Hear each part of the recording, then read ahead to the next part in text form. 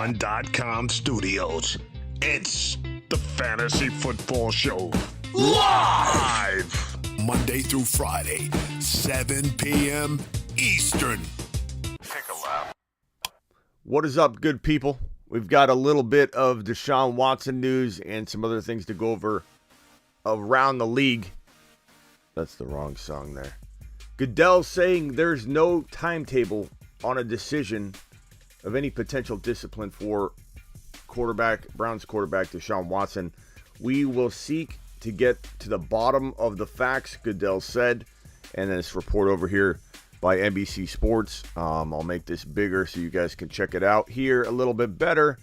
The personal conduct policy is very important to us. The Browns realize that's something we're going to pursue, so they're definitely pursuing it. It's not something that they feel, isn't it. They made it clear when Watson signed his contract. They said we're going to not in exact quotes, but in a roughly close to this manner type of thing. They said we are going to. This is no bearing the contract the trade on whether we're going to actually suspend this man for 2022 or how many games he could be suspended. So all of it's going to be dependent on the independent research and investigation that they're doing. And now that the criminal stuff is behind Watson for the moment, I mean, anything can pop up obviously, but now that the 10 criminal cases are behind him, the NFL is now able to talk to more of the involved parties and get their side of the story. And again, this is the NFL.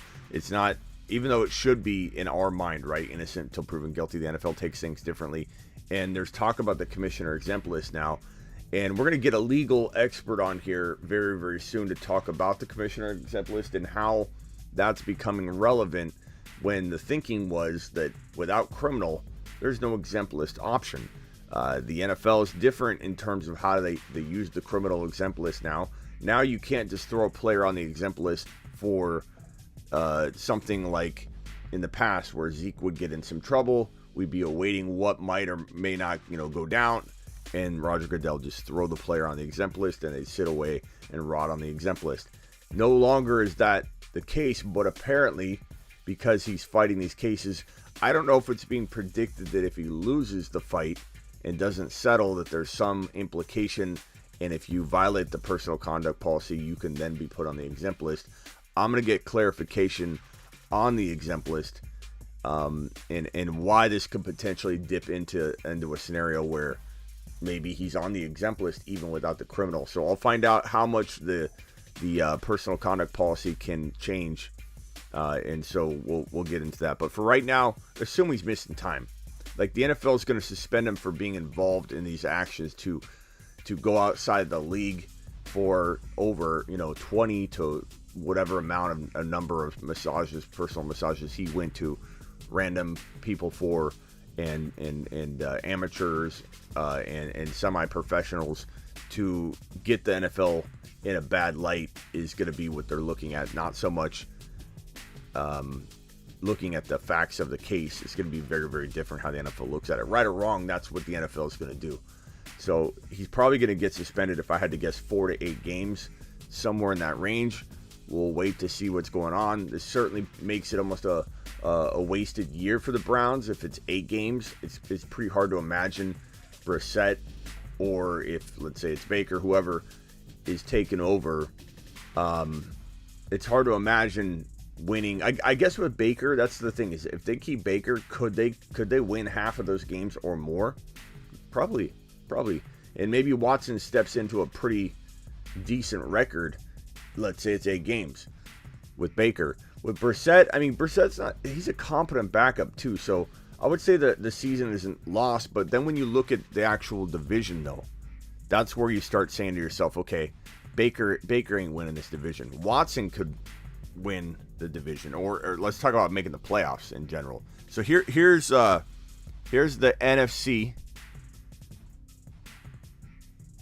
And let me put the NFC on screen and the AFC on screen. And we're going to go over the 2022 projections for both of these conferences. So I'll put the NFC on screen. I'll put the AFC on screen, which is what we're talking about right now. and we'll go over it. We'll start with the AFC. We'll start with the Texans and see the likelihood of making the playoffs. So let me put all these both on the screen. I'll put the AFC on the left. I'll put the NFC on the right. And let's start with the AFC. So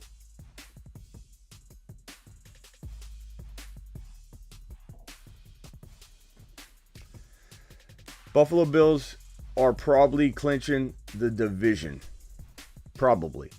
Anything could happen. The Dolphins, they definitely have something to say about it. The New England Patriots are going to come strong for that division win. But if I had to guess right now, the Buffalo Bills will win the division.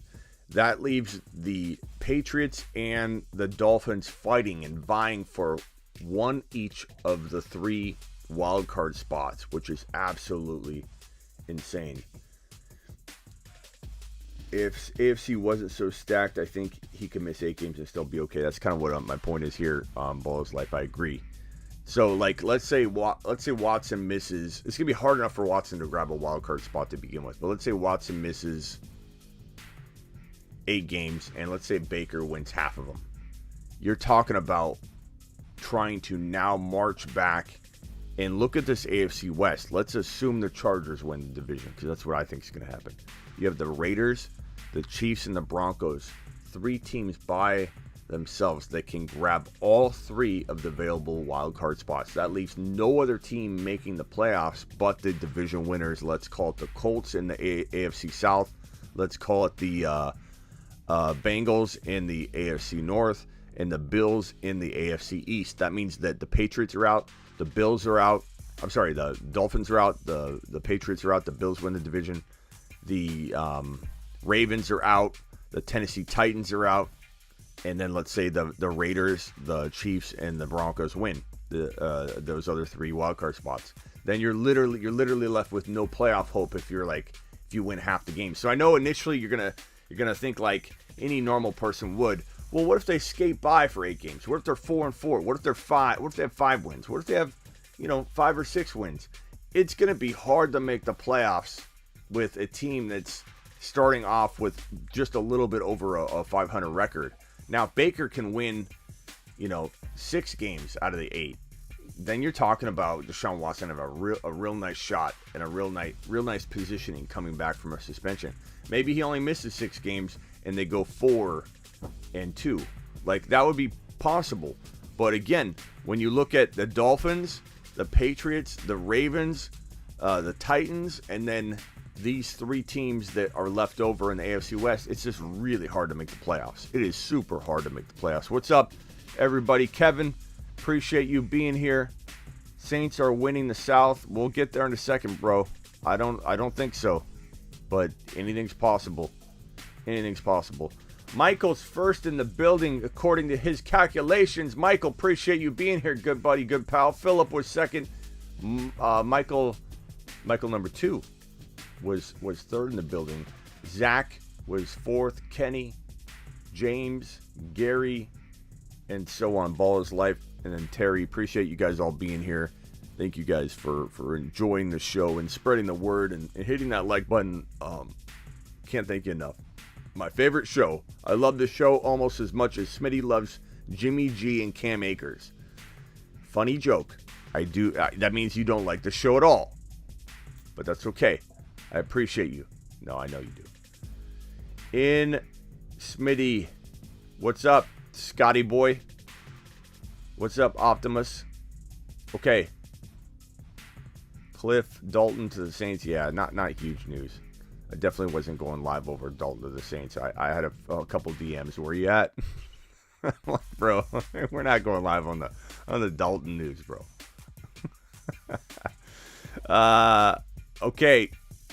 Terry, running back, spoken smash the like.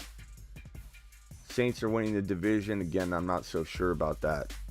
No way all the wildcard teams are coming from the AFC West. They will beat the crap out of each other. It's a good point, Rob. They will have a tough time playing each other twice a year. But my point was that, like, if we take those 3 teams that are arguably the best teams on paper, you still have the Dolphins. You still have the Patriots. You still have the Colts. you still have the Titans, whichever one doesn't win the division, because I doubt the Texans or Jacksonville Jaguars win that division. Jaguars could be tougher than they look, but they're not going to win the division. So Titans or Colts, whichever one wins that division. The other one's going to be in the wild card race. The Bengals or the Ravens or the Browns. Steelers, I mean, depending on, let's say they trade up and get Malik Willis and they look a lot better, but let's leave them out for now. It's Bengals, Browns, and Ravens. 2 teams of those 3 will be fighting for a wild card spot. Dolphins and New England Patriots and Bills. 2 of those 3 teams will be fighting for a wild card spot. And then 3 of the Chiefs, Raiders, Chargers, Broncos will be fighting for a wild card spot. It's just pretty crazy. But I think this is the one year where all of the 3 wild card spots could come from the AFC West. They will beat each other up, but at least 2 of them are going to be from the AFC West. At least 2 of them. I really believe that. At least 2 of them. There's no way 2 of the Chiefs, Raiders, Chargers, Broncos are not making the playoffs. So you have 1 wild card spot then to divvy up between the rest of the NFL, the AFC. So let's head over to the NFC. Cowboys, Eagles, Commanders, Giants. Pretty easy call for me. Give me the Cowboys. The Eagles will fight for a wild card spot. The Commanders, maybe, but the Eagles will be in the hunt. But I don't know if they'll land a wild card spot. The Packers should win the NFC North, but the Vikings could give a nice little run for the money. The Lions could be surprising, but I doubt they win the division. The Bears could look like a quicker turnaround than we think, but they're probably not going to win the division. So wild card spot territory for everybody not named Green Bay or Minnesota. Give me the Packers, but that means right now the Eagles and the Vikings are fighting for one of the 3 wild card spots. Not a horrible battle. That's pretty likely that these 2 teams so far, through 2 of the 4 divisions, look likely to get a wild card spot. Bucks are winning the NFC South, in my opinion, unless something happens with Tom Brady. They're winning. The Saints don't have the firepower. Winston's trying to get right. Winston isn't the answer. He's not bad. He's wild card capable. I'm not saying that the Saints won't be fighting for a wild card spot, similar to the Panthers, but Panthers don't have a signal caller. Not that Winston's this amazing quarterback, but he's way better than Darnold or anything the Panthers got going on. So right now, as it stands, Green Bay wins the division, Cowboys win the division, Bucks win the division, and then the Vikings, the Eagles, and the Saints are all fighting for 3 of the wild card spots. That's pretty good odds the Saints are in the wild card race right there. Right now, I would say if I wasn't going to the next division and including any of the non-division winners of the 3 in the NFC West, which is not going to happen, they'd be in the race. They'd be locked into those top 3 wild card spots. But let's say the Rams win the division. You have the Cardinals and the Niners. Seahawks, unless they make some crazy trade for a quarterback, and I don't mean that Baker Mayfield's going to be that guy. One of these teams is making the playoffs, and the other one has a real strong shot at grabbing one of those other 2 wild card spots remaining.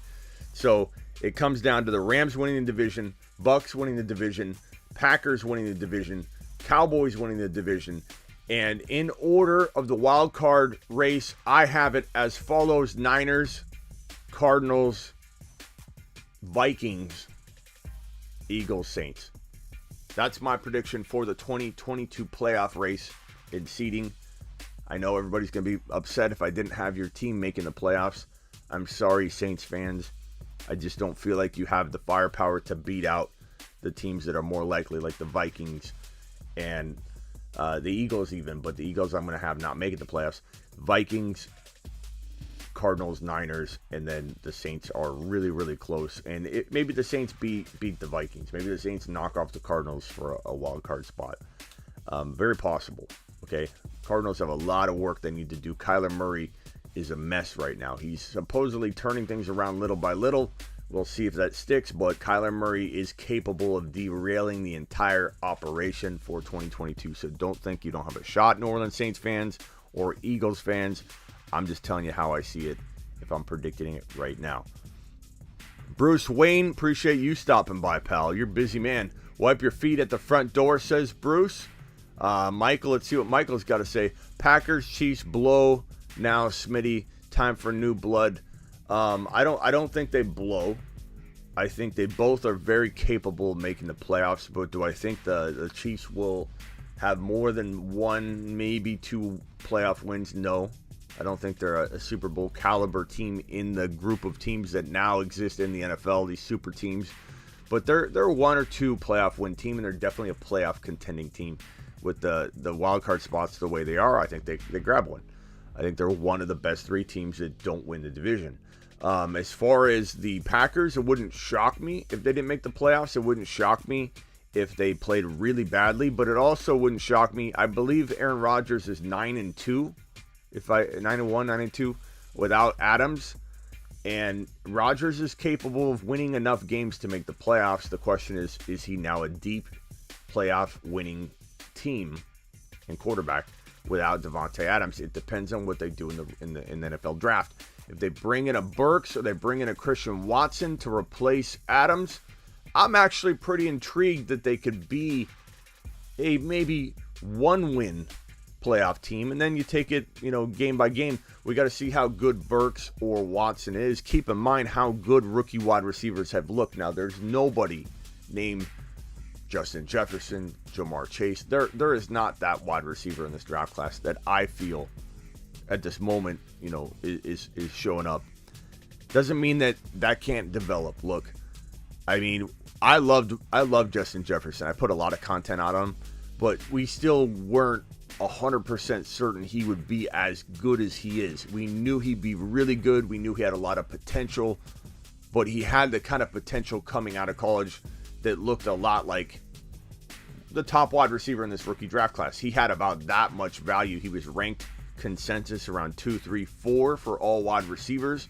I'm just saying, I don't believe there's a Justin Jefferson hiding in this wide receiver pool for 2022, but you can't rule it out. And there's certainly some talented guys. One of those guys being Treylon Burks. I think he could be potentially the best wide receiver in this draft class. Some people say Drake London. Some people love Christian Watson. I really, really do like Watson a lot. I think if Watson went to Green Bay, he would be shaped and molded different than if he went anywhere else. He's very raw. He's got a lot of talent. I think a raw ability that, if given to Aaron Rodgers, would be very unique. If given to another quarterback, maybe they don't get the same out of him, especially as a rookie, as Rodgers would. Rodgers could make this kid turn into a top 10, maybe not his rookie year, but turn him into an eventual top 10 wide receiver. Watson's got that much raw ability if paired with Aaron Rodgers. Now, if, let's say, drafted into a vague situation with no great quarterback, Watson could develop really slowly, and we might not see that materialize. So Watson's got a lot of risk. He's got a lot of upside if in the right spot where somebody can get the most out of him and mold him. He's got to be molded. He's like clay.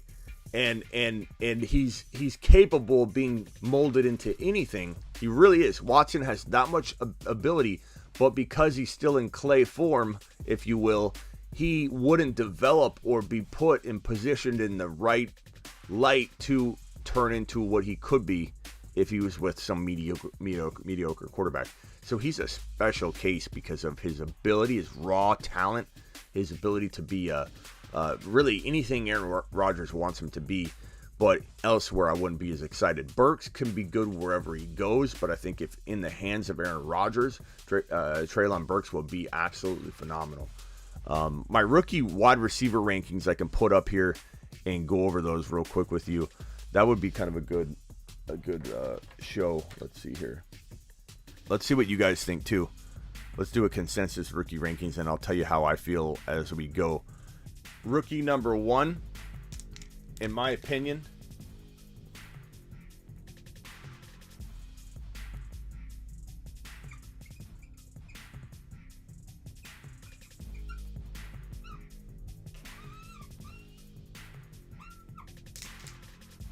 I think this is the one that I just opened.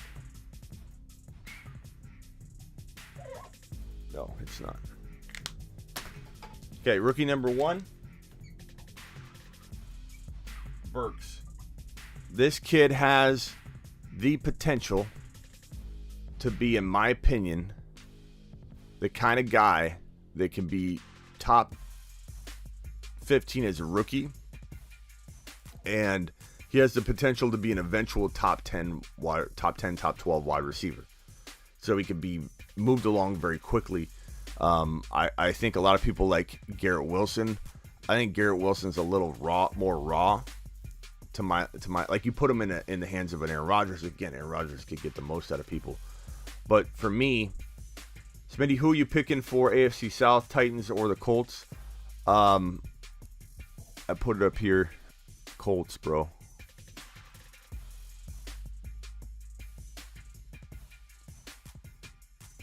Colts and then Titans is what I said. And I think that's going to be pretty accurate. Like, I don't see the Titans being, like, if Derrick Henry isn't a beast all year long, I don't see them being near as good as the Colts. The Colts are just so well-rounded now with Matt Ryan. Anything can happen. The Titans were 12-5. They were the 1 seed, given a bye in the wild card round for a reason. They were very understated, very crafty. They lost Henry midseason. They still got it done. So let's not pretend that the Titans can't get it done without Derrick Henry being full go all year. But I certainly don't see a repeat with the Colts in the division now with Matt Ryan. So I'm going to go ahead and say that. Burks, Wilson, London, Williams, Olave. That's good. Still answering more voicemails this episode. Absolutely, Drew. Oh, and Drew. I'm sorry, Drew. I got to remember to put this back up every show. And this timer is wrong. We have how many minutes left? We have 30 minutes left in the show. 30 minutes left in the show. We've got Drew C's name in the top right corner. Every live stream, I'm going to try and make sure I have this enabled. If I don't, please remind me, guys. But Super Chatter of the Year right now is Drew C with a 105 spot. So appreciate you, Drew. Albert O, yeah, he's good sleeper this year.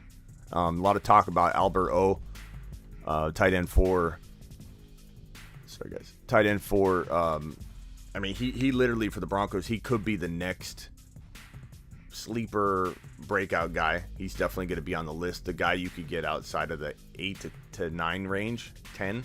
Alberto could definitely be right around 8, 9, 10. Make it bigger. This one. Burks. Oh, the high super chatter of the year. Okay. There we go.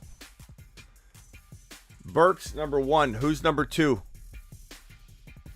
I personally think Drake London is probably going to be number 2. I think you have a tie at third for Olave and Wilson. I know some people have Wilson at the 1 or 2 for wide receivers. I get that. I understand it. I'm not mad at it. When I watch the film, I don't see what everybody else sees right now. I think the potential is there, but I don't see it right away. I don't feel like Wilson he looks very, very raw. He also reminds me when I watch him run routes, and if you pull up his YouTube video, when you watch him run routes, it's kind of like, I don't know how to describe it. Kind of like a running back catching the ball in the flat. I not that could be necessarily a bad thing, but he doesn't scream, I am an NFL route running machine. It screams, I am a project. I'm a little raw. I catch the ball a lot like a running back, and he just doesn't have the look and feel of an NFL wide receiver yet. To me, like, just when I watch him, that's what stands out. It's a weird feeling I get. It's kind of like, man, this kid looks like a scat back catching the ball, and he's good. He gets in open space. He can run good routes. Don't have a problem with his hands or any of his skill set. He's a good kid. He's a good player. I just don't see the potential upside that I see in Burks, that I see in London, and Olave. Olave could be like a Rager, or he could be a Waddle. He's kind of on a fine line of like, okay, these types of wide receivers, these speed guys, like Olave, they translate or they don't. He's kind of on that fine line of becoming either Waddle or becoming Rager. Wilson, again, you can rank him wherever you want. That's where I rank him. Now, the wild card is Watson, though, for me. Christian Watson at number 5 could easily be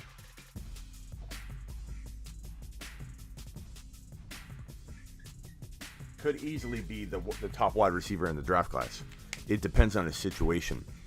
You don't want to draft Watson any higher than you have to, so he would rank about 4 or 5 for rookie wide receivers. You don't want to rank him 2 or 3 unless ADP starts commanding it.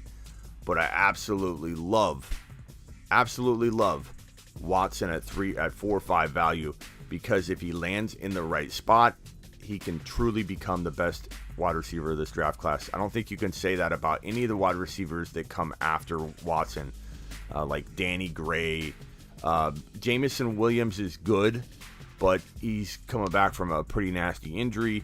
George Pickens I like, but I don't. David Bell is pretty good. Dotson's okay. These are all guys capable of being 3 or 4 instead of ranking 6, 7, 8. But Watson's the only one on this list that still screams, I can be the top, number 1 wide receiver out of this entire group. He's the only one that screams, I still can be number 1. I can still be this top guy. And so for that reason, I'm just, stopping and highlighting him and pausing on him, because I want you guys to know that this is the sleeper wide receiver of the draft class. This kid played at Trey Lance's, old school. South Dakota State. He's not like a flashy guy. Let me pull up some stats on him. Career stats. Let's pull this guy up, and I'll drop this on screen here.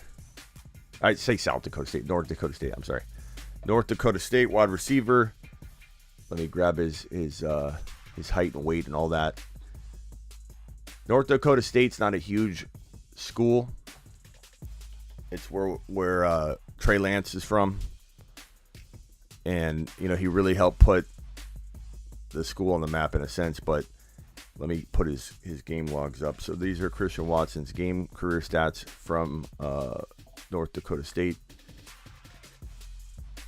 Kid's just electric. He's got a lot of tools. His combine was phenomenal. He was kind of a guy that his combine had to put him on the map because his school was holding him back. But in 2021, he had the 43 receptions for 800 yards and the 7 TDs, so not like flashy numbers. And he has limitations to his offense and his potential upside for numbers, obviously in North Dakota, at North Dakota State. But when you watched him at the combine, he just screamed talent. He just screamed talent. He screamed potential NFL wide receiver domination, jump ball specialist, separator at the NFL level.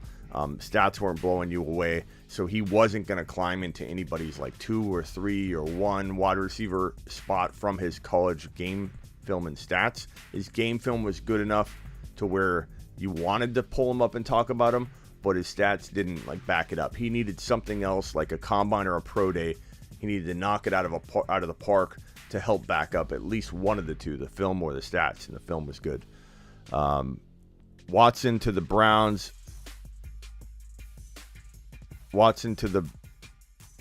Second round. What are you talking about, Jack?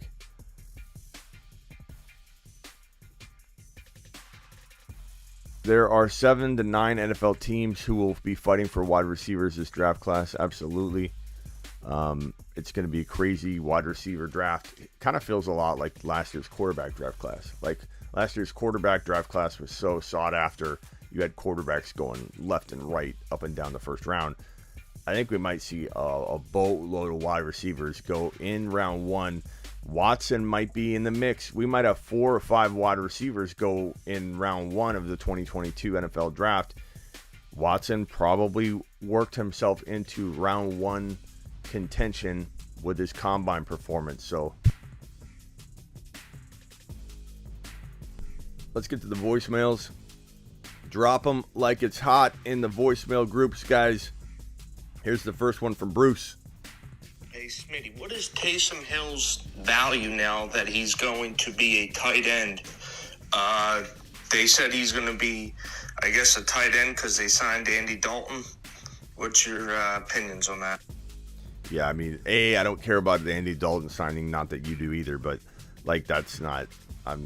He's not. If Andy Dalton's in your lineup, you're losing. You're in trouble, especially with the divisions the way they are, with the wild card spots already going to be tough for teams like the Saints and Eagles and even the Dolphins, even the Patriots. Like good teams are probably not making the playoffs in 2022.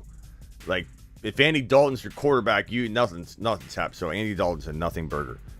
Taysom Hill back to the tight end spot. Like this is where it's gonna get dicey, man. If this guy's tight end, a tight end eligible guy again, and we run into a situation where Winston goes down, is Dalton really gonna start? Maybe initially they will. Maybe they put Dalton in there. But what if Dalton's hurt? Then Taysom comes back in. Then what? People are going to get their panties in a bunch again when you have Taysom Hill stashed away in your very deep league where you could afford to do it. And he goes in at quarterback. Like, there's potential upside there. But is it something you can predict? You've got two injuries that have to happen. Although Dalton and Winston getting hurt are not, it's not that unlikely. I don't love him at tight end. It's kind of weird that Winston's now under center, and now you're going to have Taysom Hill catching the football from him when he was the starter. Like, what's going on here? It doesn't feel like continuity to me. But they do have experience together, so it's kind of interesting. Terry's not happy. We've got 75 people watching and only 44 likes, so guys, punch the thumbs up button. If your boy Smitty's done anything for you, definitely punch that button. And if you're new, by the way, if you are new, hit that subscribe button if you're new, and wipe your feet at the door. Tell your friends, tell your grandma, tell everybody about the show. He's okay. To answer your question, Bruce, he's okay. Do I draft Taysom Hill right now? Probably not until I hear he's got a hold of the starting job or something like that. Then he becomes kind of relevant again because he not only could be an okay tool, he could get a touchdown like more than once in a while if he's on the field full-time at tight end. If he's just like a rotational guy, I don't know. We'll kind of have to see how they use him and how he looks. Jeffrey. Hi, Smitty. Stormcat here. Stormcat. My question is about A.J. Brown. I'm wondering what you foresee in the coming season or two. I've always thought he could easily be a top 5 receiver in this league. He's got all the skills, all the desire, all the leadership capability, but he keeps getting hurt, and he's still got Tannehill, who wasn't very good last year. What do you think about this year and next? I really like AJ Brown. I usually go live with him once a off season, so I went live with him last off season. Went live with him the off season before. I told him on his live stream, "You will be a top 5 wide receiver, young man," and he was actually shocked when I said that the first go around. And honestly, he's capable of it any season. Like AJ Brown is a man playing with, it looks like Pop Warner defenders. Like when he's on the field, I know he's not as tall as Calvin Johnson, but I've always comped him to Calvin Johnson in terms of his physical ability when rolling up against a defensive back or a corner or a safety. Dude looks like he's playing with Pop Warner kids. It's crazy. The size difference, the pure strength, the ability to just muscle his way through a situation, grab a jump ball, grab a contested ball. No one's containing this guy one-on-one. He has to be double-teamed in order to stop him unless his knees get in the way. I worry enough about A.J. Brown's knees where I'm not sure what to make of A.J. Brown for 2022 because we are now in a situation, and let me put A.J. Brown's name up on screen here, where A.J. Brown's potentially now with Tyreek Hill and Devontae Adams now being, hold on one second, that you can't even see that. Come on, Smitty. You now have a situation where A.J. Brown is in contention for a top 5 wide receiver ranking in fantasy football 2022 because when you look at the wide receiver rankings for 2022, let's go ahead and go to the marker board and let me dial up my sleeperu.com rankings, and let's go over the wide receivers. And guys, if you haven't been to sleeperu.com, you don't even know what I'm talking about. Want bold year-round rankings, trade calculators, and bold predictions? Get on over to sleeperu.com. That is my content site. Rankings, bold predictions. Your man Smitty invented as far as I can tell with the research I've done, 20 years ago, I invented the player trade calculator, the instant-based player trade calculator. I got into the fantasy industry for that reason. I actually, 20 years ago, got into the content industry for the first time in radio because I got tired of not seeing like a trade calculator out there, not seeing content year-round. Dynasty wasn't really a thing. Even if people did it, no one knew about it. And if you wanted to draft or even kick around rankings or talk about NFL stuff in like March, April, you were considered crazy. You were considered an absolute moron because people would say things like so behind the times, in my opinion. I was ready for it. Hey, Smitty, why would you want to talk about football when you don't even know who the team's going to draft? You don't even know free agency. Same BS we get when we do a mock draft in February. What's the point in mock drafting? What's the point in not mock drafting is my question. Why would you not want to get predictive? And yeah, things are going to change, but that's all part of the fun. That's why I love best ball drafting early on, because you can make moves like draft Javonte way earlier than he's going to go in August. Javonte is going to be a top 3 pick in fantasy football drafts in 2022 August. Top 3, maybe number 2. Right now, you get laughed at if you take him 2 or 3 because he's more around 4, 5, 6, 7, 8 to people. But you don't even know what the range is because one mock he'll go at 4, the other mock he'll go at 9. So I love best ball. I love drafting early. I love talking about early rankings. I love doing all that. Now, what am I even doing? Where was I going with that? I got sidetracked. Wide receiver rankings. We're trying to figure out where we rank AJ Brown. That's right. So let's go to the board. Sleeperu.com. Oh, that's what I was talking about. Sleeperu.com. Year-round rankings, trade calculator. I invented the trade calculator because I was so sick and tired of going to a content site and not seeing updated rankings, updated trade calculators. What do you think of this player versus that player? That's why I developed that at sleeperu.com. Sleeper, the letter U.com, like a university. Get some. Okay.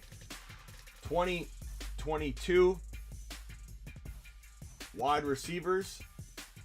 Number 1, pretty tough to argue 1, 2, and 3. You can argue whatever order you want. That is fine by me.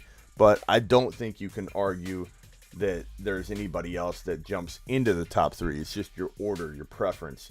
Do you like Jefferson here? Do you like Jamar Chase here? Do you like Chase at 1? It doesn't really matter. These 3 are the top 3. It's a tier break. Your order.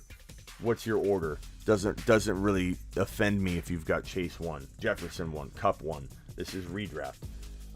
Number 4 and 5 are where it gets really interesting, because you've got the list of players to choose from.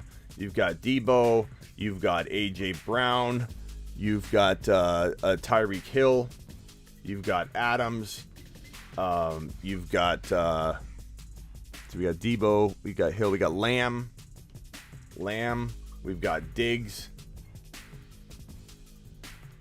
Past that, it gets a little tough to argue anybody as top 5. You know, Waddle was there, but now Waddle is not. So this isn't my order here. This is the list of available guys. So who's this 4? Who's this 5? It's easy to say that Adams and Hill are 4 and 5. I get that. It's hard to argue this because these are the 2 most talented players there. But does Debo deserve it over these guys given their situations are both downgraded? There's no way Hill's producing the same number of stats, in my opinion, in Miami. They will use him similar to Debo, which will be interesting. So if I say no way, maybe I wouldn't say no way. McDaniel's capable of making him Debo-esque, even if he gets less receiving production. Maybe he uses Debo or Hill so much like Debo that he's the same. He's like equal to 2021 value. It's possible. Adams, however, I don't think it's possible that Adams is used in a way that compensates for the lesser touchdown opportunities that he's probably looking at. So Adams is definitely a downgrade. Hill, I could get behind. So I probably would say, given McDaniel's ability to use a player so differently, I personally feel like Hill is the safer 4 pick right now for wide receivers. Then right here, it's really where Adams and A.J. Brown, in my opinion, come into play. A.J. Brown can be argued here. The problem is, do we trust him to stay healthy?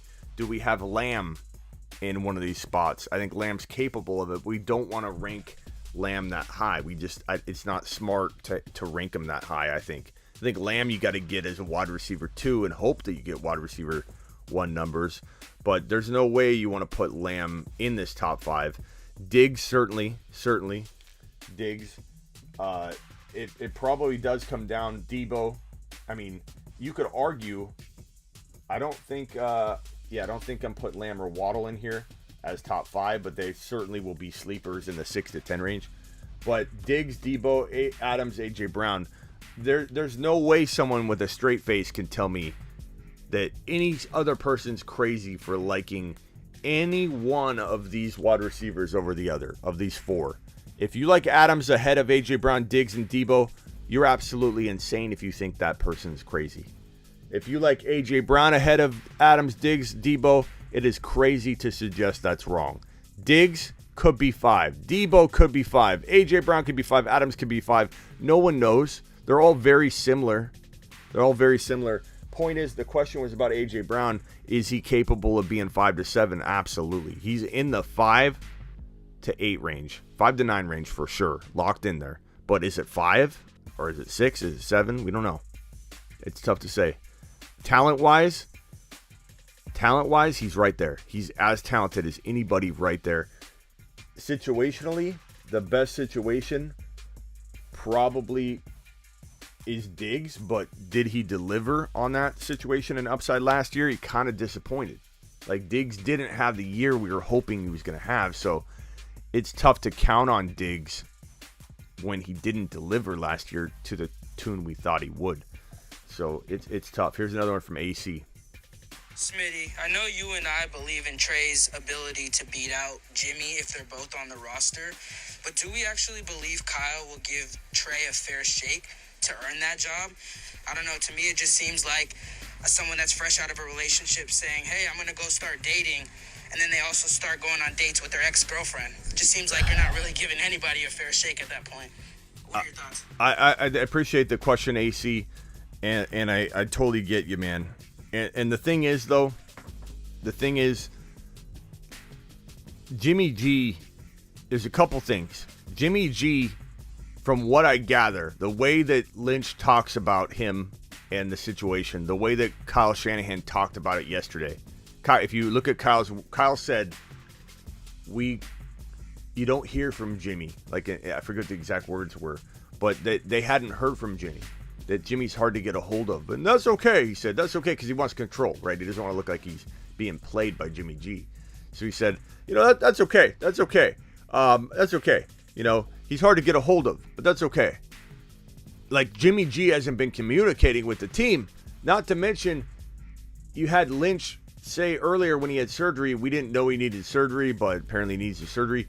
This guy hasn't been communicating with the team. He's been playing coy to try and control his destiny, whether it's to be released or to actually be retained. I don't know. I can't tell if Jimmy was trying to get released by waiting on the surgery and, more importantly, announcing the surgery during the combine, the worst possible time to announce you're going to have surgery when people are trying to trade for you. This man goes out there and tells teams, I'm in surgery today. This is the combine. And it screwed the Niners out of being able to trade him. I don't think teams were going to be knocking down the door like they thought anyway, but literally eliminated any possibility of trading him, and that was on Jimmy. If you think that didn't burn Shanahan and Lynch and the Niners, you don't understand the situation. Not you exactly. I just mean if anybody's doubting. This situation was botched by Jimmy G, and the team is not happy about it. So right from the jump, right from the jump, AC, we're looking at a potential like sour taste that Lynch and Kyle Shanahan have in their mouth right now with how Jimmy G has handled this. That's great for Trey Lance.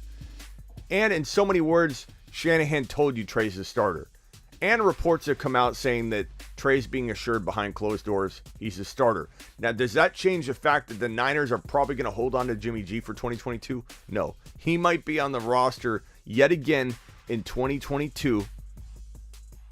And Aaron says he doesn't think Shanahan likes Lance. He doesn't like Jimmy right now, bro. Jimmy burned this team.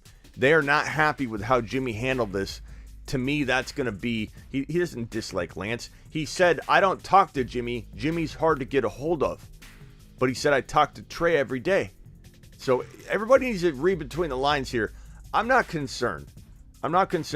Same thing with Melvin Gordon in Denver for Javonte. Look, talent's going to win out in both of these situations. Am I happy that there's a distraction there? No. But will the distraction certainly derail anything or stunt the growth of either Javonte or for Trey Lance? Not necessarily. Like this guy Trey Lance faced this in college. In college at North Dakota State, there was a big name transfer that came in that was supposed to take Trey's job. Trey said no. Trey took the job, ran with it, never looked back, blew up, had a monster first game. Everybody's like, we made the right choice. Jimmy's also injured right now. He can't compete for the job for some time. The team's going to move on and start preparing for 2022, right? Who's going to be the guy under center? Trey Lance. Not worried. The only thing that concerns me is the fact that the Niners can't use this money that's tied up for Jimmy G. $27 million tied up in Jimmy G in a backup. They should have released him last year. They should have released him at the beginning of the year. $8 to $7.5 million, which they would get back as soon as a team signed him. They get it back in 2023, but they would get $7.5 million back if a team signs Jimmy G after they release him due to the injury and everything.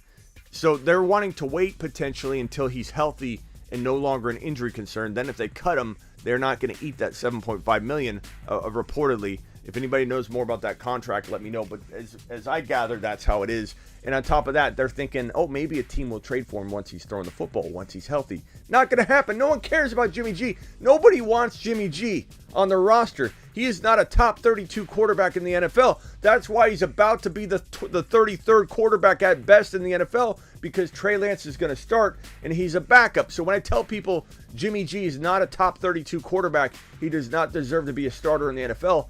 Why is he going to be a bench quarterback? Why is he not one of the 32 teams starting? He could be, but right now he's not. So clearly I'm not that off base by calling this man a 33 or later quarterback rank in the National Football League.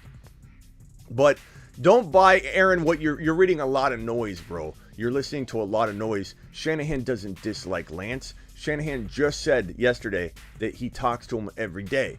He doesn't talk to Jimmy G and can't get a hold of Jimmy G.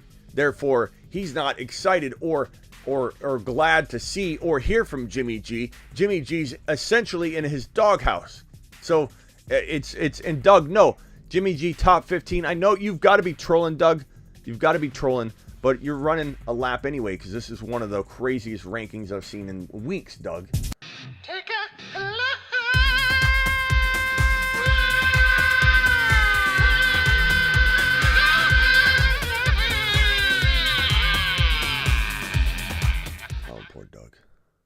But yeah, Jimmy G is not he's not in the top 32 quarterbacks. Don't worry about Jimmy G.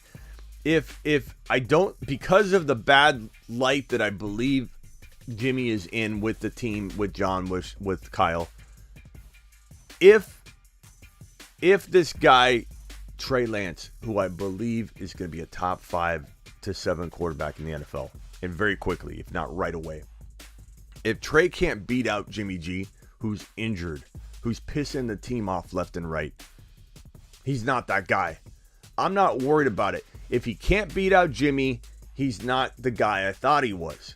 Unless there's something that happens really early on that frankly can't happen because Jimmy G can't throw the football. So there's no real way of like getting screwed out of the starting job or the opportunity. Trey would have to literally get hurt as well, which is possible, which is why I don't want Trey on the roster, or I'm sorry, I don't want Jimmy on the roster, because is there a 10%, 5% chance that Kyle Shanahan shenanigans could script some weird scenario where Trey doesn't hit the field? Yeah. He could. It could. That's why I don't want the scenario. But the odds are extremely against something lining up to where Jimmy G, who's hurt, can't even throw the football, is more available than Trey Lance anytime soon. So it's Trey's team. It's Trey's job. Anybody that thinks Jimmy G's starting, they're feeding into the noise. Trey's going to be unbelievable. Use this to your advantage. Let everybody freak out and doubt Trey, and now be concerned and get Trey cheaper. Niners are so prideful. Can't admit that they messed up and got to see it through. Exactly. They dragged their feet. Very prideful. But doesn't mean just because they're seeing through the Jimmy G situation doesn't mean they're going to start him. They're very upset at Jimmy G right now. You can tell. You can tell by the way both Kyle and Shanahan reacted when asked about it. We didn't know he needed the surgeries, what Kyle said. Kyle's pretty upfront about everything he says too. And when Lynch comes out in a press conference and says he's hard to get a hold of, and I talk to Trey every day, what do you think that tells you? Doghouse. I'm not worried about it. I think they want to cut ties. They're trying their best to posture to get rid of him. Will they keep him? I could see him keeping him. But it doesn't mean that they 100% will. Jimmy G, top 5 in good looks, says Jack. That's what makes Jimmy G a top 15. He has Super Bowls. No, he doesn't. He's not a Super Bowl. He's not a Super Bowl guy. Okay, he doesn't have Super Bowls, bro. He's carried by teams. Thoughts on? Thank you for the super chat. Spacula with the 10 spot. Thoughts on Jacobs? I used to be a huge hater, but now I'm. But he missed 2 games last year and finished as running back 11. Raiders added Devontae, so I think they're. Yeah, I mean, Spacula, I'm pretty honest about this, and I tell you that I'm not the guy to ask about Jacobs, because if there's one player that I'm biased against for personality reasons, it's this guy. Like, this is the one player. I think I can pretty much, and if you force me, I can separate, this bias from, and make the right take. But this is the one player that I feel is not in my good graces for a lot of reasons. Not because he blocked me from all social media. All up front and honest, this man blocked me. And he blocked me because I blasted him. And I blasted him because he flipped off his entire fan base on Instagram stories saying, F your fantasy. Tried to trick everybody, said I'm not playing today, and then went out and played. And everybody just attacked him. Like, why would you do that? Why would you do this? Why would you do that? Like, and then he said, meet me at the stadium. He tried to tell multiple, not one, not two, multiple people to come down to the stadium. Gave the address to the stadium, said, meet me down at the stadium. This is his fan base. When you're talking on your stories on Instagram, and if you're not following me on Instagram, I talk to you. I don't talk to you that way, but I talk to you. You talk to your people in your stories. Your stories are a story about your day to your own people. And this guy's talking to his own people, flipping them off, says, F your fantasy, I'm not playing today. Everybody benches him. It was a big story if you weren't involved in it. And then news wires were like, Jacobs is out today. He said it on his own Instagram, so bench him. Everybody benched him, and he ended up playing. He was on warm-ups. Nobody could react in time. He was in warm-ups. Everyone's like, what's going on? He's laughing at people. And everybody benched him. He had a horrible game. Almost anybody you plugged in outscored him. It totally helped everybody. Everybody started saying, you clown. Thank you for doing that because you sucked today. And I put in this guy, and he got 7 points, and I won my week. And it backfired on Jacobs. He's threatening everybody. He was going after him. Meet me at the stadium. His head isn't right. I don't like that. I don't like that for my fantasy player. And maybe that's influencing me out of recognizing that this is a good situation for 2022, and I'm very open and honest about that. I'm telling you that I feel like the one player I'm not maybe seeing straight out of all of fantasy football. There's no player that I get biased against. Like AB, if AB signs somewhere, AB's a complete, lunatic sometimes, but I could see the value and I could say, oh, I like AB. I'd take him here. Like I'm not easily influenced or biased against a player for anything. I'm very objective, and it's through 20 years of doing what I do that I'm able to do that. Calm and collective. Guys on charges, doesn't matter. I can ignore those. Boom. This is how I feel about his fantasy value. Jacobs, I can't get past it. I can't draft a guy with this decision making. And honestly, the shoulder, the ankle, the knee, like the injuries concern me too. He feels like a disaster, and I can't shake it. And I don't want to own him because I feel like he's going to disappoint. There are some players like Mike Thomas that scream disappointment, and sometimes it's a gut feeling. And I don't know if it's bias involved, but I'm hearing, feeling, and seeing disappointment. And I'm staying away from Jacobs. Someone else can grab him, and maybe you get top 10 numbers. Maybe you get 10 TDs. It's certainly possible. It's a potent situation. Although I don't know that all those weapons helps him have a better year. I think he has less yardage and usage. Maybe the touchdowns go up. But I think adding Adams wasn't great for his value. I think he was better off not having Adams, but that's me personally. Jacobs in a boxing match, I'd probably do it. But I'm not going to sit here and say that my boxing experience, which is very little, would just scare him away. But I'd do it. I'd box anybody for charity. But yeah, Bruce Wayne, welcome to the show. Batman, says Terry.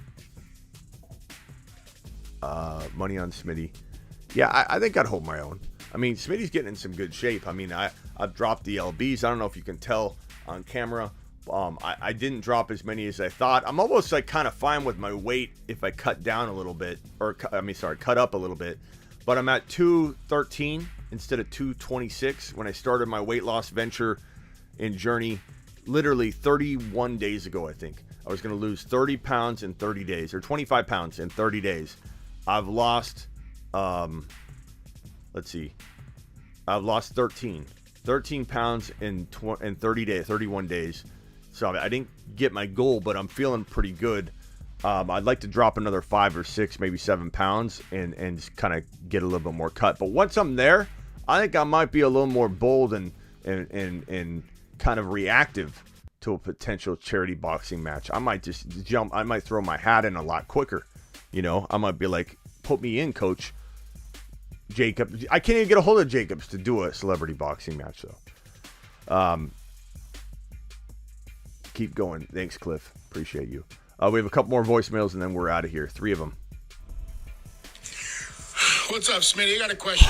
What's up, pal? What about the overall Green Bay Packers offense? We know Rodgers is back. Aaron Jones is there, but they don't have a wide receiver at all to save their life over there. And, is it a big workload for Aaron Jones? Is he going to be devalued, or is he going to be better value? What do you think? Let me know. Yeah, tons of vacated targets, bro. Tons of vacated. This rookie that comes in is going to have an amazing opportunity if they take full advantage of it. Amazing opportunity. Tons of targets available. Lazard should have a really good year. Lazard is an absolute beast. Potential beast in this situation. Just volume-wise. Like if they don't replace anybody, like beast volume, not beast talent-wise, but volume. Like Lazard shouldn't be overlooked. This is a great scenario for Lazard. Probably one of the bigger wide receiver sleepers for 2022 as it stands right now. That could change with the rookie draft or a free agency ad. Love Lazard. What's up, Swaggy? So, I think Lazard has a top 15 wide receiver season in 2022 if nobody gets drafted that's like Burke's good. Like if they take a decent rookie wide receiver, I'm not scared. I think Lazard's gonna have a big year. The Packers will, like Aaron Jones. Here's the key: if I'm the Packers, I would definitely utilize A.J. Dillon and Aaron Jones on the field at the same time as much as I can, like full time. Because Aaron Jones is one of the best pass-catching players on the team. He's a great wide receiver. You could line him up in the backfield. You could line him up and then roll him out before the snap, have him in motion. Like, there's a shot if the Packers utilize Aaron Jones properly, which I can't guarantee they will, that Aaron Jones could have a big year catching the football.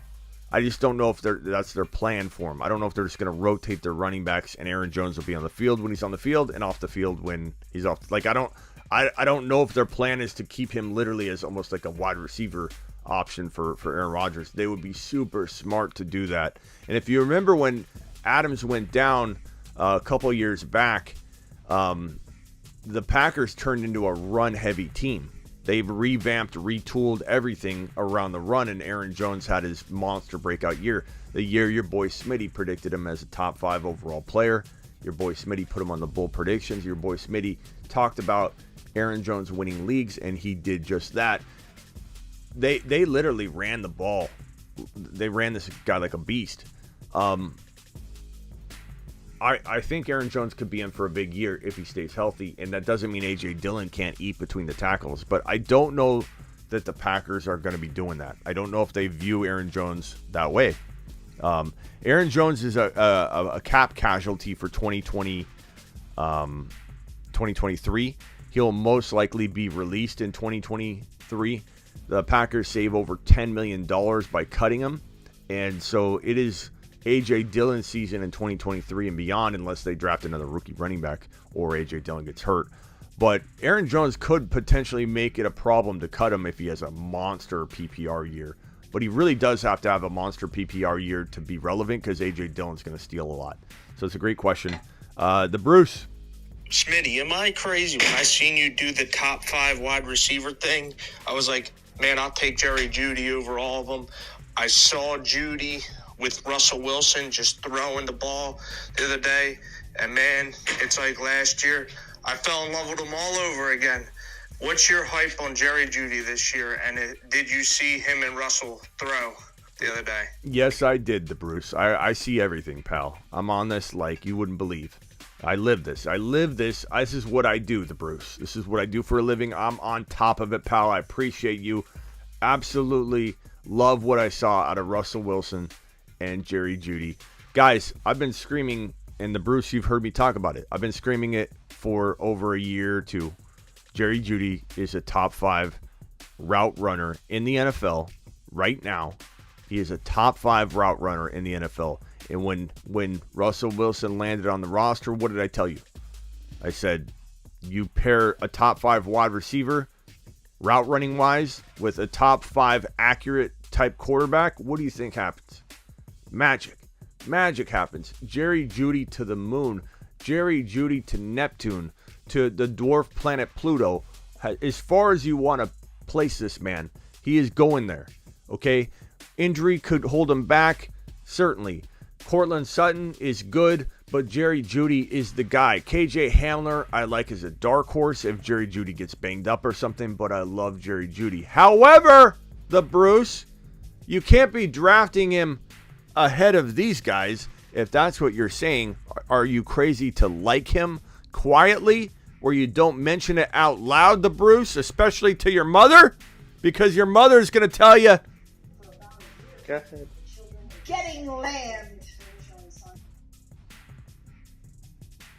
This is the Bruce's wonderful mother, a very big part of our show, a legend on the show. This is the Bruce's mother. She was kind enough to send us this clip. Baked in, boys. That is how everything began. And then she sent us this right here. Go ahead. Getting land. And we are just grateful to have this clip of the Bruce's mother. And we're waiting, the Bruce, we're waiting for our get Jamard, get Javonte, get Deshaun Watson. We're waiting. I don't know how hard it is, the Bruce, for you to get me another clip. I only helped your mom win her championship, the Bruce, when you came to me and you said, Smitty, concoct a trade for my mother, and we cooked up a getting Mahomes And now look, she's a champion. She's got a ring, a trophy. She is the league winner, the Bruce, but I still don't have my new clip. I don't have a get Jamard. I don't have a get Joe Burrow. I don't have even a get Deshaun Watson. So I'm waiting for that. The Bruce, please get on top of it. We need it. The show needs your mom. The show needs you. Get the legend to work and produce a little clip for me. No, Doug, I'm not going to box you. Doug, no one here thinks that I'm backing down from you either, okay? It would be a complete waste of my time. But thank you, Doug. I appreciate you. What was I talking about? Getting lambed. What did the Bruce? Oh, Jeudy. Yeah, you can look, we didn't even name Jeudy yet. Jeudy would be like right here on this list of wide receivers that we're contemplating trying to fill in the top 10. He's got top 10 potential wide receiver ability, the Bruce. You are not wrong, but no, you can't contemplate him in the top 10 because there's just too many other wide receivers. But absolutely, this is going to be a guy that's going to flirt with top 10 numbers. And the Bruce, make sure your mom drafts him in 2022. Get Jeudied. Can we get Jeudied, bro? Can we get something? Get Herbert, get Jeudied. You pick, the Bruce. I at this point, I just need a clip. Kind of a random question, but just curious. Has there been any recent player or players that you've kind of had a hunch on or a feeling about, but you weren't super confident in, so you didn't really, share it, but you kind of regret it, or, just one of those players that you had a hunch on? So one thing I get a lot of unfair, and I don't care, unfair criticism on is my Sermon Mitchell prediction. I basically said everywhere I said Trey Sermon would have a big year, I said Trey Sermon / Mitchell would win leagues. Trey Sermon, make sure you cuff him to Mitchell. Trey Sermon, make sure you cuff him to Mitchell. I guess one of my bigger regrets, AC, would be not having that flipped, because I really did feel like Mitchell was the better talent, but the more overlooked option, the more less likely to get into the lineup because Sermon was drafted higher. And my gut said, push it out there as a Sermon Mitchell cuff. In doing so, makes people think that it busted. It didn't bust. It was Trey Sermon Mitchell will win leagues. That is one of the bold predictions. Trey Sermon Mitchell will win leagues. You got to cuff the two together. Trey Sermon did bust, and a lot of people say, you're wrong about Sermon. Was I? And not to mention, Mitchell was my number one after everybody ignored, not everybody, but a lot of people, AC, ignored me telling them to 100% draft Mitchell. Mitchell better be drafted. He's such a talent. He could be a league winner. Get Mitchell. People didn't listen on a grand scale. So he's my number one waiver wire ad for all of 2022. And your boy Smitty does waiver wire a little different, pal. How do I do waiver wire? Let me put Mitchell on screen. I got to remember to do this right when I start talking about a player. It's so helpful when you're rewatching this back. I'm sorry about that. I'm sorry. Mitchell, what does your boy Smitty do with waiver wire? No, I don't do things like, hey, drop $80 out of $100 on Mitchell, because I don't know what's going to land him. Only you know what your league is capable of doing and what the historical trending is in your league in terms of what do you got to drop to get the number one waiver wire guy. When someone says, how much should I drop on Mitchell? My answer is, I don't know. How on earth would I know what your league is capable of doing? Only you know what the total amount needs to be based on historical data. Has anybody ever dropped 100 out of 100 on a player? No, Smitty, that's a lot. Then your league, I can't tell you to drop 100. Does your league drop 100 out of 100 on a player?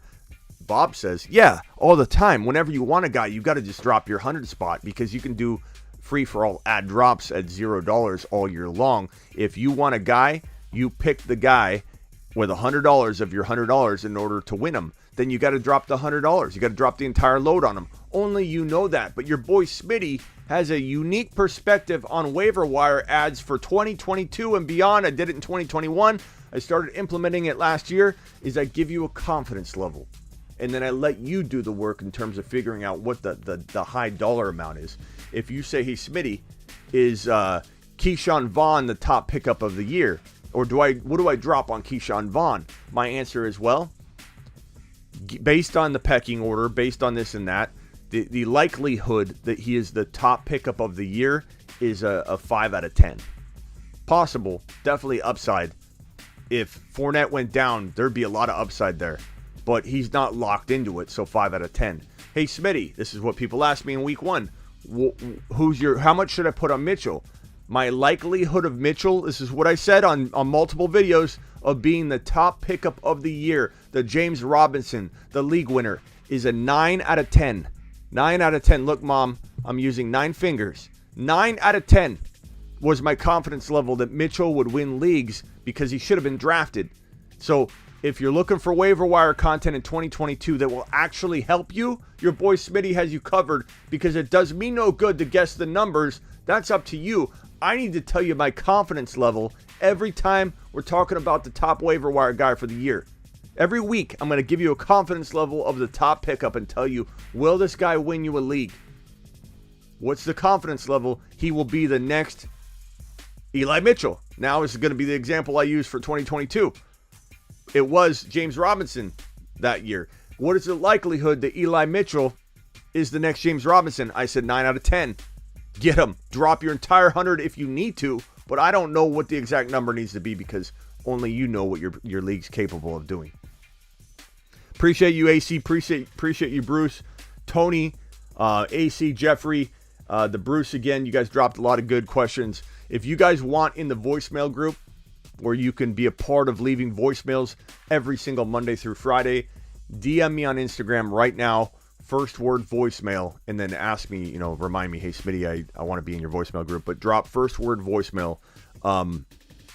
We have a group full of 30 already, and you can only do a max of 30 on Instagram in terms of group chat, so I created a second group. We're now going to have a second group. There are 2 people in it already. We have the full 30 in group number 1. I'm starting a new group, and there are 28 spots available. If you believe you will ask at least 1 or 2 questions a week, minimum, you got to ask at least 1 or 2 a week, DM me. I'll throw you in that group. You could be one of the 60 people that we're constantly turning to for voicemail questions for the show. So DM me right now on Instagram and ask me if you want. You asked this like 10 minutes ago. Nathan said, bro, what the hell is Sleeper U? Oh, God. Want bold year-round rankings, trade calculators, and bold predictions? Get on over to sleeperu.com. What is it, Nathan? Venture to it real quickly on your phone. I appreciate you, Nathan. I'm glad you asked. I was sighing as a joke. But go to this. This is my rankings, trade calculators, bold predictions, rookie rankings. Like, look at this. Let me give you a screenshot of the rankings page alone. This is what you get at sleeperu.com. This amazing assortment of magnificent options. When you go to sleeperu.com, take a look at my rankings lineup. This is the menu for rankings, bro. Right here. Let me get back to full screen. This is the menu for your rankings, pal. Okay? I got redraft rankings. I have dynasty rankings. I have the third option, the top 200 rankings for both of them, and have the rookie, it's not a top 200, but it's a top, overall list of the rookies. I have the rookie rankings as the fourth option. I have the super rookie rankings. Smitty, what are the super rookie rankings? Glad you asked, Bob. The super rookie rankings are a combination of the current rookies and the sophomores only. It's a unique, I coined this. A lot of people copy it. A lot of people say Devi. It's rookies and sophomores, and you're only looking at rookies and sophomores. And while you traditionally don't draft off of these rankings, it gives you a real nice indication of how strong the rookie class is according to the sophomores.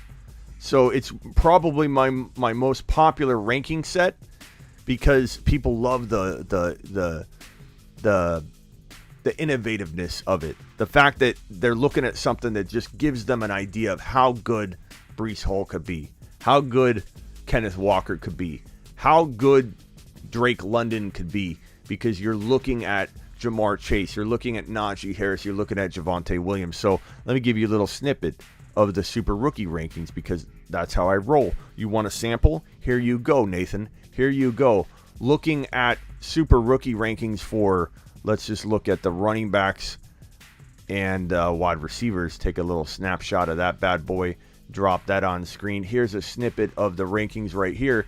So you have Najee Harris with the dollar amount. Oh my God, Smitty, you got dollar amounts attached to every part of your rankings too? Absolutely. Auction, baby. That's all. That's how we roll, Nathan. That's how we roll. Najee Harris, Javonte, Kenneth Walker, Breece Hall. That is my ranking if you only include rookies and sophomores for running backs. There are my wide receiver rankings. Jamar Chase, Jalen Waddle, Devontae Smith, Burks. Those are the rookies. The wide receivers and for the rookies and the sophomores for wide receivers. So they're super rookie rankings. They're phenomenal. They're the most popular rankings I have. And of course, we got the weekly lineup rankings. So if you want rankings, Sleeper, use the one for you, pal. And that's just my ranking stuff. I've got my trade calculators. I've got all kinds of stuff for you. And if you get the on top, yeah, Terry's got it. Nathan, if you buy my lifetime membership on sleeperu.com, never pay for content again after you buy my lifetime membership. Never pay for content again.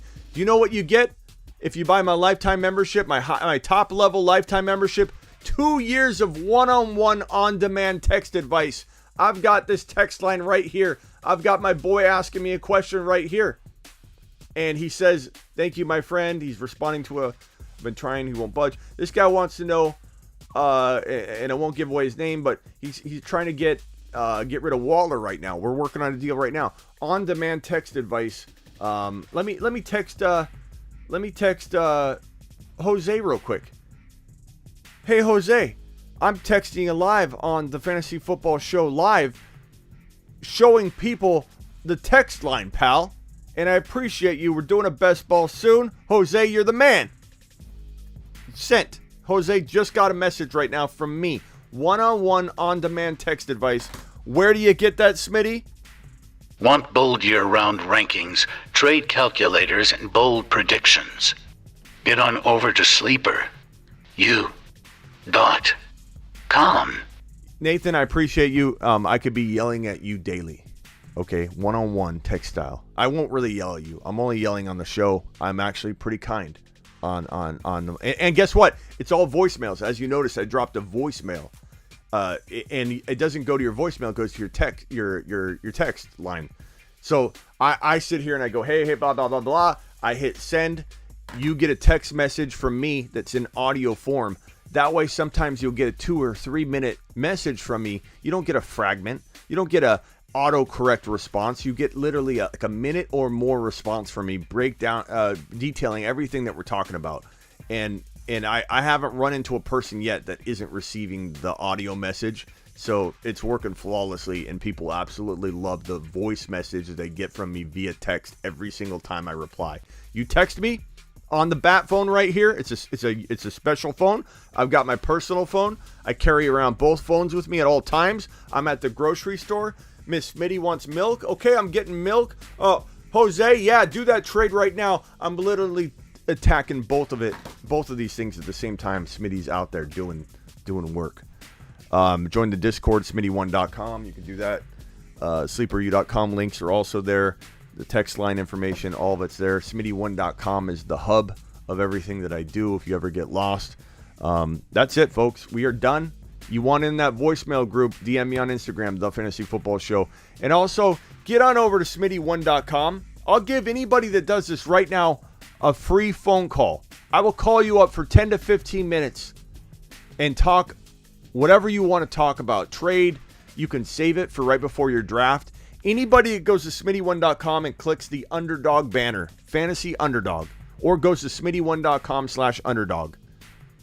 Right now, you go to smitty1.com, click the fantasy underdog banner, and I have that here. I will give you a free 10 to 15 minute phone call if you go to smitty1.com and click on the underdog fantasy banner and or use promo code Smitty. So send me a receipt that you did so. Just take a screenshot. You don't have to, you can crop it, whatever. Send me a receipt that you did this and you signed up at Underdog Fantasy using the link that is provided on smitty1.com by clicking on the banner. I will give you a 10 to 15 minute phone call. You can save it for your draft, whatever you want. So get on over there and do that. I will see you all tomorrow, 7 p.m. Eastern. We're way over today, but it's okay. I appreciate you. And please tell everybody you can about this show. Let's grow this thing. Let's be the biggest fantasy football show, network, news provider, prediction maker that you can, that ever lived. That ever lived. Let's climb to the top. Appreciate everybody. And leave a like Terry said, leave a comment. By the way, I'm going to be putting a little promo up here so I can hit a button and tell you all this rather than repeat it each time. But I'm going to try and answer every single question that is ever asked on my YouTube channel for as long as I can. Until we grow to a certain level, I won't be able to do it. Ask me a question.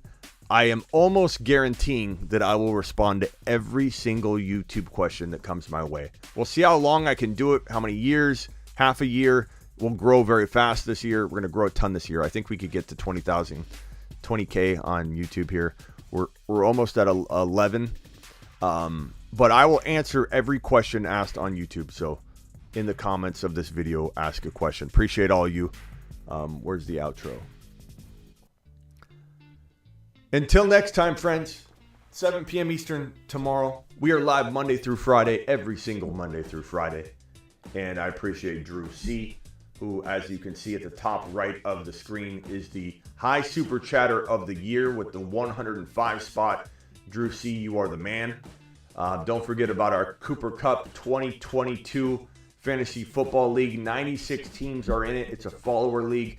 Any $20 super chatter above gets into the league. It's not an entry fee, but there are amazing prizes like an autographed Joe Montana and Jerry Rice helmet. $100 to $300 fantasy Super Bowl ring. Other prizes are in the works, so get ready for that. If you want to be a part of that, all you got to do at any point during any show is drop a $20 super chat or DM me on Instagram. Appreciate you all. Later.